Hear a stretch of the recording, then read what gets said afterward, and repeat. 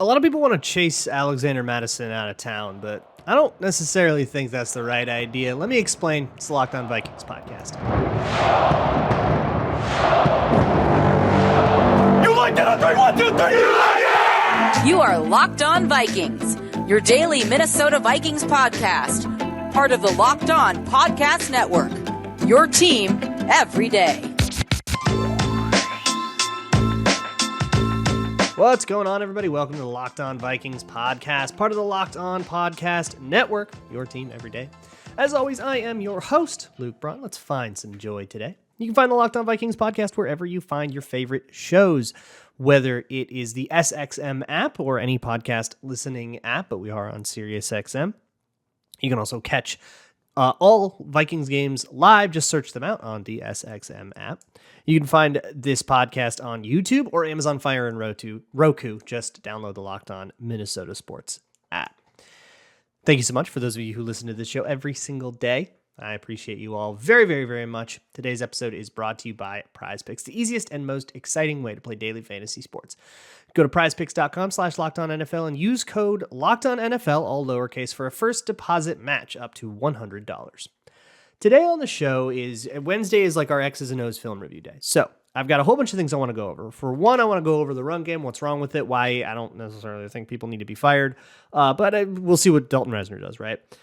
Two, I want to go over the other stuff in the offense, how the passing game actually was pretty potent and why, and, we'll talk about Addison and the pass pro and all that stuff. And three, going over the coverages on the back end that the Vikings used and how they really had the Eagles befuddled. We took A.J. Brown totally out of the game, all that stuff.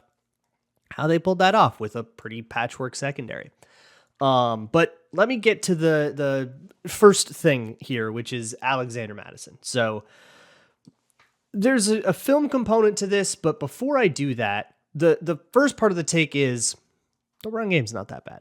I don't feels really bad. It feels like they just get stuffed all the time and that they're just pissing away all these downs. And I know we're particularly sore about this because of all the years of Mike Zimmer running the ball too much and 2nd and 10 runs and run pass ratio and all that. We hate running the ball. I get it. You guys hate running the ball. Your point has been made.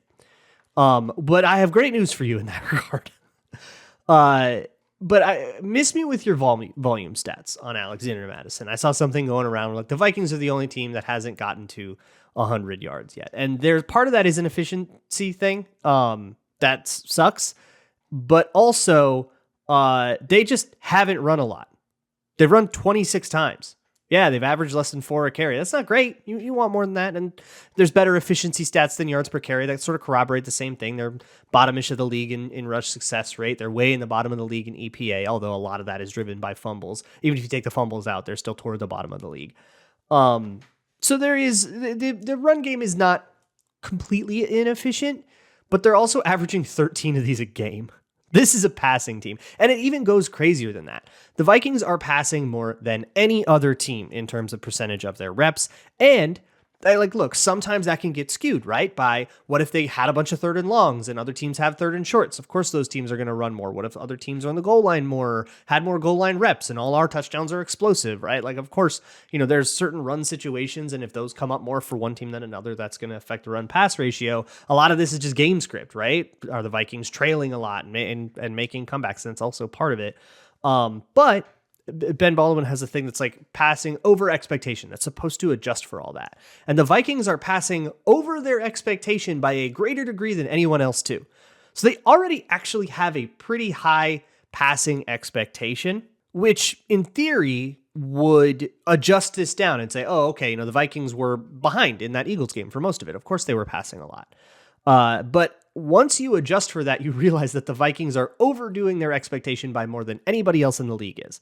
So they're already expected to pass a lot, and they're blowing out that expectation. They are passing more than anybody else in the league. So when it comes to, let's fire Alexander Mattison, let's go trade for Cam Akers, let's go trade for Jonathan Taylor, let's get a 2nd-round pick for Jonathan Taylor and all that stuff, you are probably not going to see a huge expenditure of resources. I would be honestly shocked if it were half of what they paid to Dalton Risner if they did get in another running back, which maybe they will, but they do have Myles Gaskin in now, and I think they're okay with that room. for me, free agent acquisitions and stuff, unless it's like a TJ Hawkinson trade deadline thing, it's mostly guys got injured, we need somebody, which is sort of my working theory for why Dalton Reisner is in now and why he wasn't in, 4 weeks ago. Like, it's not like Ed Ingram is a surprise to anybody, right? They could have looked at this, a while ago, and no, they only chose to bring in Reisner now. Well, what changed? Guys got hurt. And I think the same thing is going to have to happen at running back. But so that's the stats component, right? The run game is bad, not catastrophic, and also they just don't use it ever. So it's not really having an outsized impact on the team, right? That's part of it.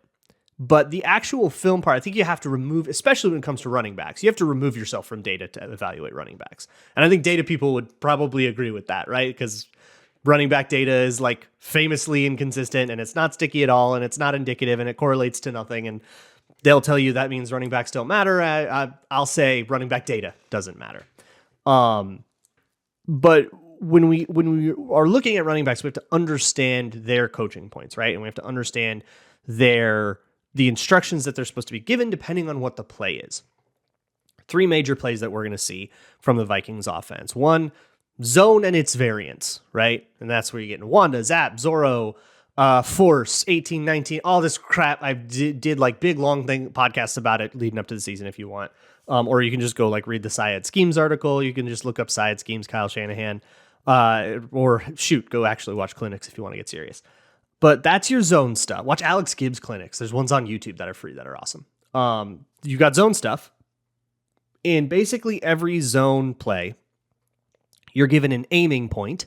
For the Vikings, that aiming point is the tackle. You run right at his butt.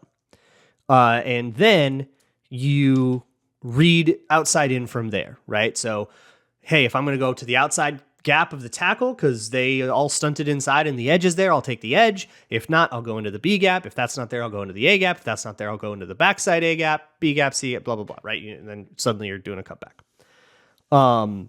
That's your zone instruction. On gap scheme instructions, gap schemes typically have a puller, and your instruction is follow the puller, and then kind of read things out from there. So when we talk about, I hear it all the time, running back, that running back doesn't have vision.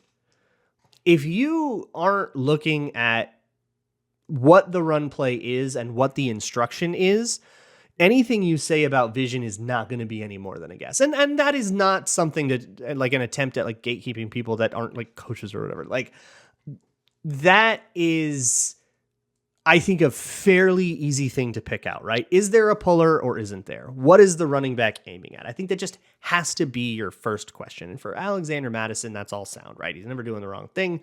You don't see guys just like screw it up a lot in the NFL. And sometimes NFL running backs will go color outside the lines more than in kind of any other level of the sport, the NFL. There is this, hey, you have the rock, it's your responsibility, find something. Sort of, if you want to break the rules, as long as you understand why you're doing it and it's a good idea, go get it, right? Like go make a play. You're a playmaker. You got the rock. Alexander Mattison doesn't really do that though. He's a very by the book running back and he puts his shoulder down and he gets more yards. It's like fine. And yeah, could there be some more juice added if they like got a prime Dalvin Cook type in? Yeah, sure. But that's not the kind of guy you're going to find out there on free agency. Like that's not what Leonard Fournette would give you, right? He will also read things out properly and put his shoulder down. That's what you get with veterans, and we kind of already have that with Alexander Mattison. So I have yet to hear particularly good ideas. I think like something crazy for Jonathan Taylor is the only thing that I've heard that actually like gets the juices flowing a little bit. But I super, super doubt that would be worth the cost on the team that runs the least of anyone in the league by a significant margin. The run game just doesn't do it here.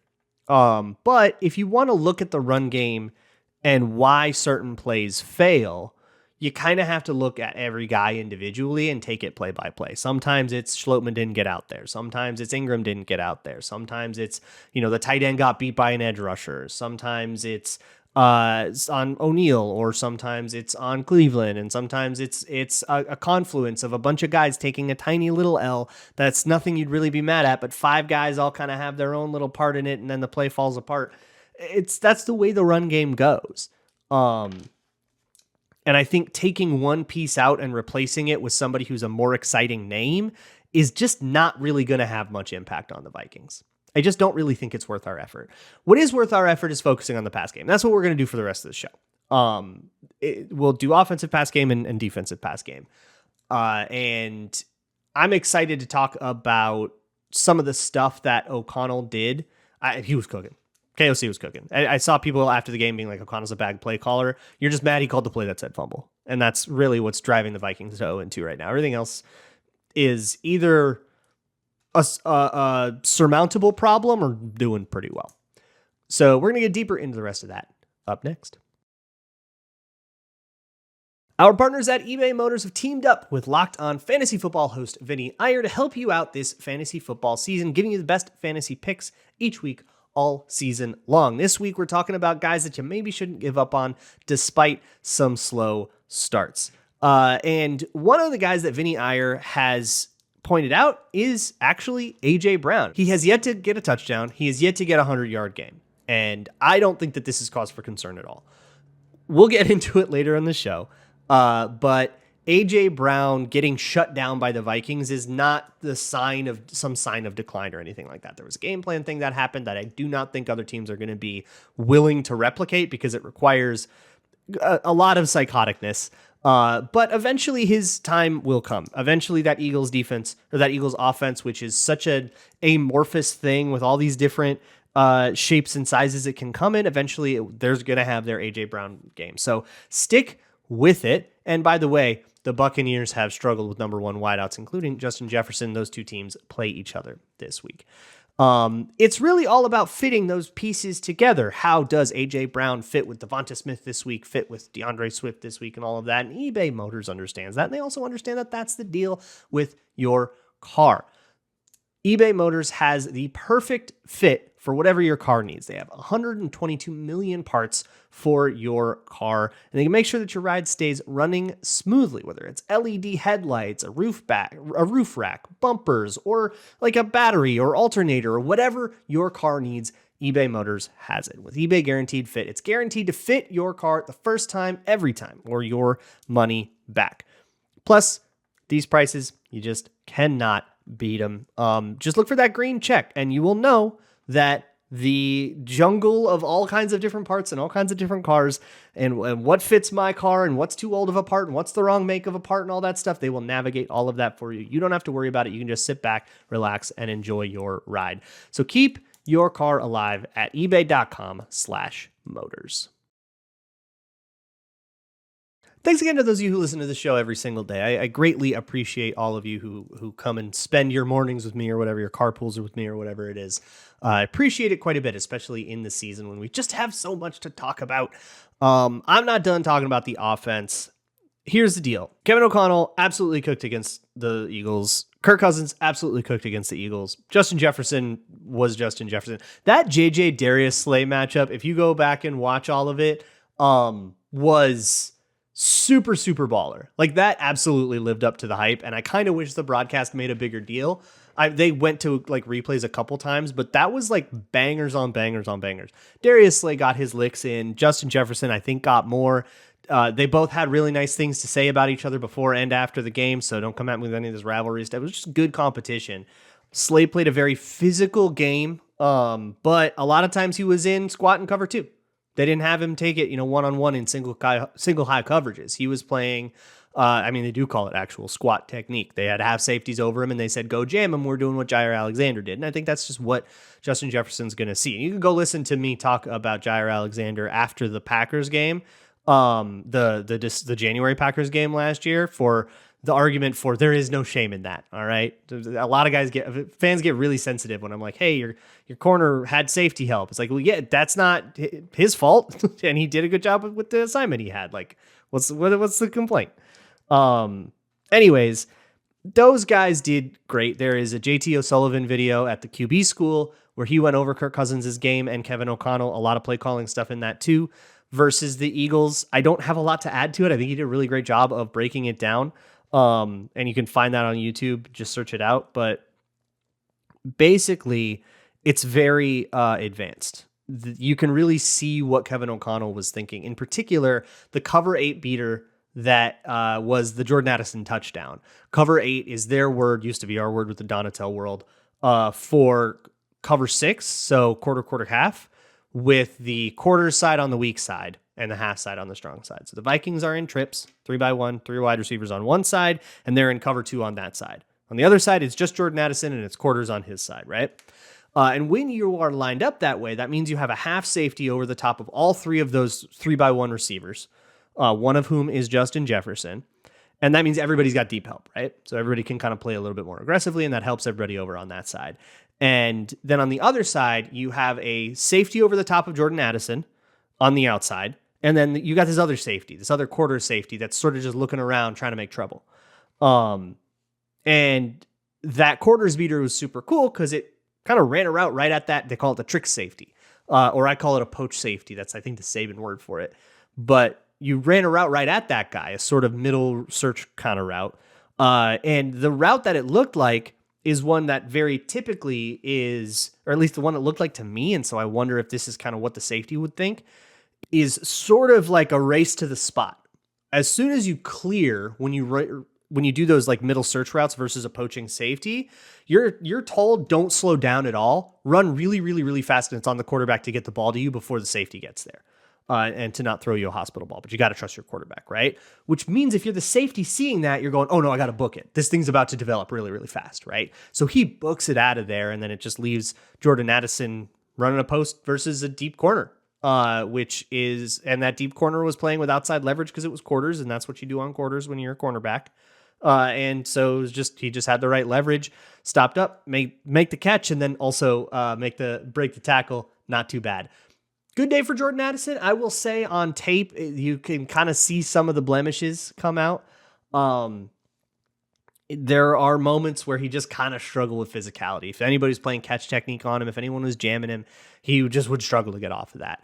And it's sort of like the opposite of as a corner, right? Like coverage looks really, really great, but you gave up the one big play and it sort of ruins your whole day. This is sort of like, yeah, there were some issues over there, and you can kind of see him being small, like coming up. Which we expected a little bit, but hey, go get a big deep post and get like a 60-some yard touchdown. We're not going to complain anymore, right? And everything else, was crisp, and he ran routes at the right depth and all that stuff. And I think it's clear to see that his route is his role is going to expand over time as the weeks sort of pile up. It's already expanded. I mean, he's played like 48 of 60-some snaps or something like that. Like, there's not much more expansion to do, but you can kind of see, all right, yeah, this guy's going to be like part of the offense, and that's exciting. And then the only other thing I wanted to bring up, TJ Hawkinson is a vital piece to what the Vikings are doing. The way that he runs wide choice, which is a huge thing to like take advantage of linebackers or take advantage of base package stuff. If the defense is in their base package and has if they're like 3-4, so they've got like outside linebackers, they've got their Daniil Hunter backing off into coverage. TJ Hawkinson can punish that really well, and then you don't have to use Justin Jefferson on that. You can have him do something deep. That's a cooler alert that maybe you can go make something fun happen. And if not, then we still have this like TJ Hawkinson weapon, and then not to mention being able to push things vertical and actually force safeties to pay attention to him and all that stuff. There is so much value that comes out of it that is not available to the naked eye, but is very, very impactful. One other quick thing on the offense, on the pass blocking, Kirk Cousins has been under pressure about 32% of the time, I think, is the total. That is not so bad. It's about middle of the pack. So if you're like, God, we just need average pass blocking, congratulations. Here it is, average pass blocking. And that counts a lot of the blitzes that are not necessarily on the O-line that were like free rushers and stuff. In particular, Ed Ingram stood out to me in moments where he was one-on-one with Jalen Carter or Fletcher Cox. I thought he held up well. He got beat like 2 or 3 times, which is an L on the day, but not a catastrophic one. And against players of that caliber, I'll take that. Ingram's day on the whole was not good enough. I don't think it was up to the standard that we want, but I think we're really far away from like fireable, and everybody and their mother wants to bench him for Reisner right now, and I don't think that's going to happen, but we'll see. I mean, you probably know better by now. Is the Vikings practice on Wednesday, right? So I'm sure we'll have media there, and media, the first thing they're going to say is who the line is. So we'll see who's playing tackle, who's playing the guard spots and all that, who's playing center, all that stuff, what Reisner's doing, if they're going to fold him in. I mean, he did just join, so wouldn't be too surprised if they had to fold him in over a week and maybe things stay the same and he's on the second team for a little bit while he's learning the playbook and all that. We'll see where they head in, or maybe they just throw him right into the fire because he knows Chris Cooper and he knows these types of schemes, so maybe it's not that hard, right? We'll see, but I don't think Ed Ingram has played fireably bad. It's not good. And I think right now I'm at a let's move on. Let's talk about this in the offseason, not let's go panic and go grab somebody mid-season kind of deal. I think when you lose your starter to an ankle injury, we'll see how much worse that is. And then you lose your backup to a knee injury. That is let's go panic and get somebody, right? I talked about that more yesterday, but a lot of people in the YouTube comments were like, how can you possibly say that it's not about Ed Ingram? He's so bad. And I'm like 99% sure you guys just looked at the BFF grade. Come up with your own opinions, dang it. I want to flip to the defense and talk a little bit about coverages and how I think Brian Flores really put the Vikings in a position to win if they could just stop all that darn fumbling. Today's episode is brought to you by PrizePicks. It's daily fantasy made easy. Every Friday on Locked On Vikings, we do our PrizePicks prized picks, and I'll tell you some of the PrizePicks squares that I am going to be participating with. But PrizePicks is a great, fun game. It is daily fantasy, but not daily fantasy the way you typically know it, where you have to put together an entire lineup and then go join a contest with a bajillion people. It is just you versus PrizePicks. They just set like an amount of fantasy points or yards or whatever, and you just have to say more than or less than.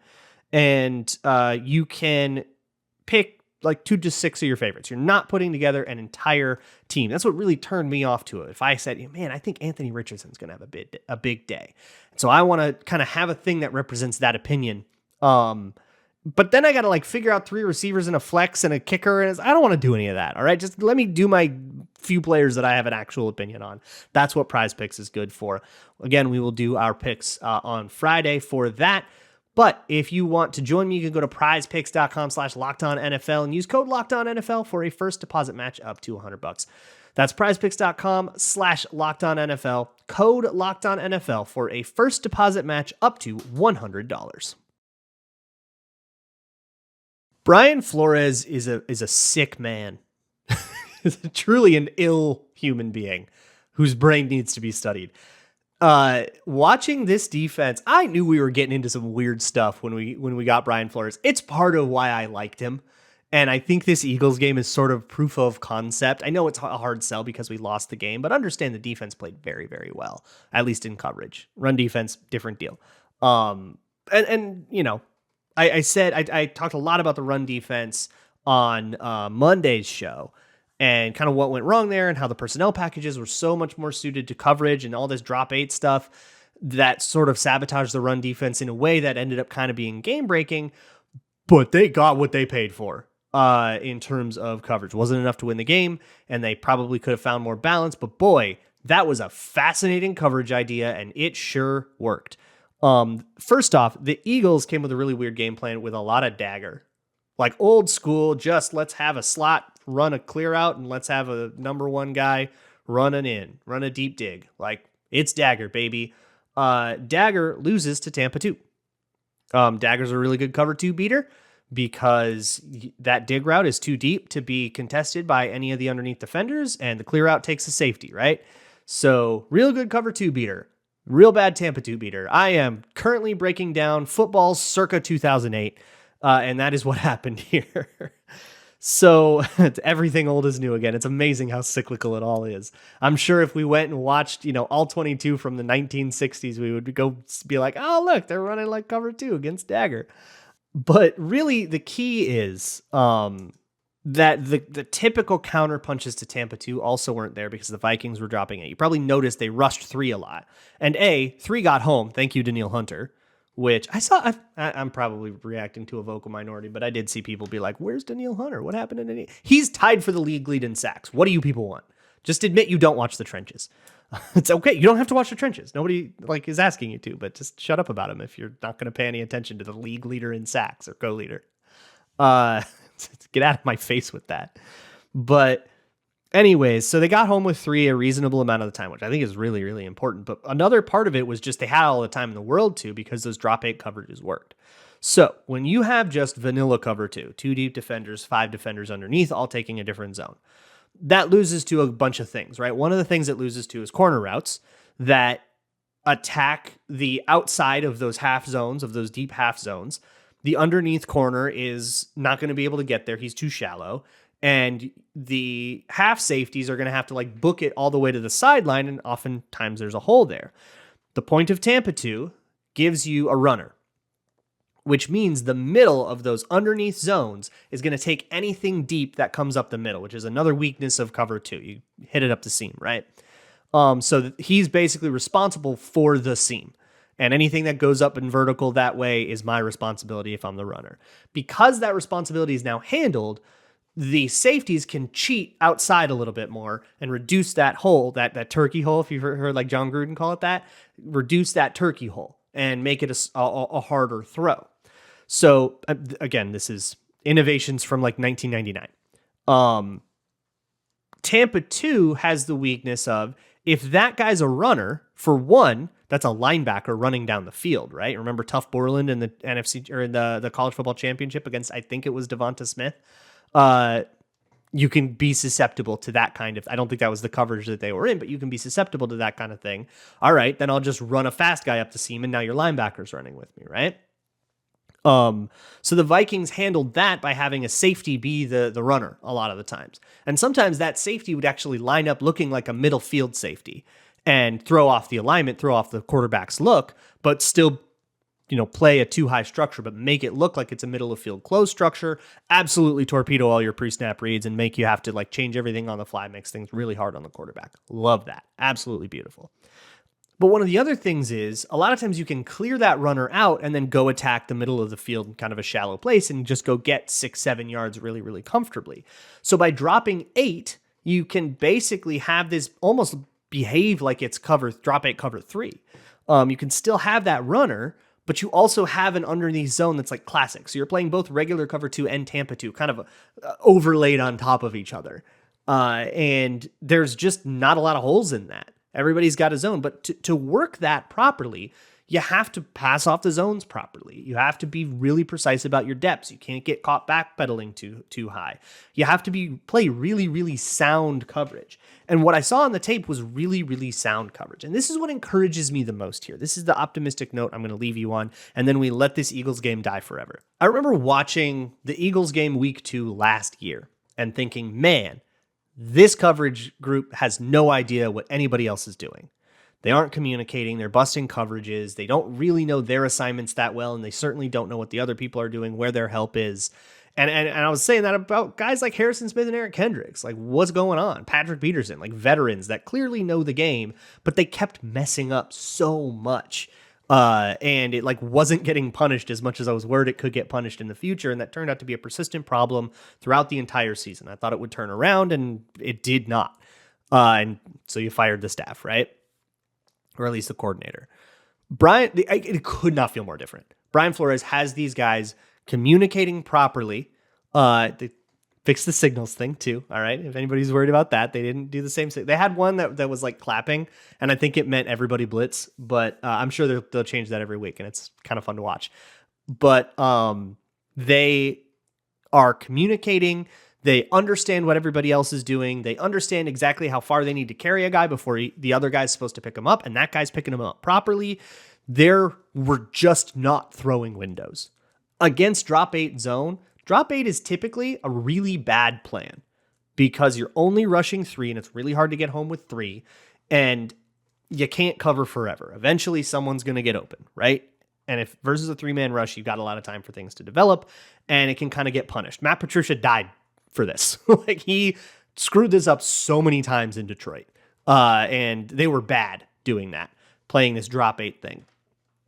but it worked. And it worked against one of the most prolific offenses in the league. I know Jalen Hurts is off to a weird start, but I genuinely think that it's just two scheme mismatches.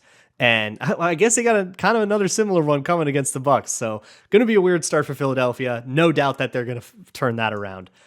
Tomorrow on the show, we are talking to Locked On Chargers, and we're going to start going into the Chargers game. And on Friday, we'll do our bold predictions and our prize picks and all that. So I'll see y'all for that. And as always, Skull.